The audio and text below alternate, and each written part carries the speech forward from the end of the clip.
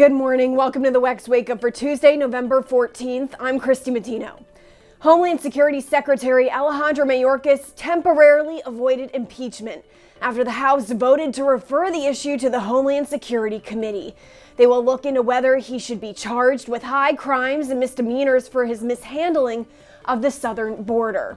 Lawmakers voted to defer the articles of impeachment in a blow to Congresswoman Marjorie Taylor Greene, who has pushed for months to impeach Mayorkas and introduced the impeachment resolution late last week. She spoke to her colleagues on Monday before the vote that shot down her effort to remove Mayorkas this week. Secretary Alejandro Mayorkas has aided and abetted the complete invasion of our country by deliberately flooding our nation with drugs, terrorists, and illegals from over 160 countries.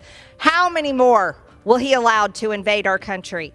The Homeland Security Committee has already been conducting an inquiry into Mayorkas over the last several months. And even if the House did impeach him, he's likely to be acquitted after trial by the Democratic-led Senate. And thousands of pro-Israel protesters are expected today on the National Mall here in Washington, D.C. for the March for Israel. It's an effort to bring together those who support the Jewish state. Solidarity with Israel will be the driving theme of this march, and protesters will demand the release of hostages captured and held by Hamas. Other marches have taken place across the country, such as Philadelphia and New Jersey. But today's march in D.C. will begin at 1 o'clock this afternoon. Over 100,000 people are expected to attend. Now, over on Capitol Hill, some lawmakers are calling for more funding for the Jewish state. One of them is Senator Josh Hawley, who wants to direct more funds towards Israel and less towards neighboring countries. All we see is Ukraine with its hand out more, while we're reading that, in fact, Ukraine is behind these bombings, that Ukraine is behind the sabotage, that we may have been involved with it. We need to know how every dime has been spent in Ukraine. And continuing our coverage of Israel, will there be a ceasefire in the Gaza Strip? For Israeli Prime Minister Benjamin Netanyahu, that answer is a quick no. But what does the White House have to say?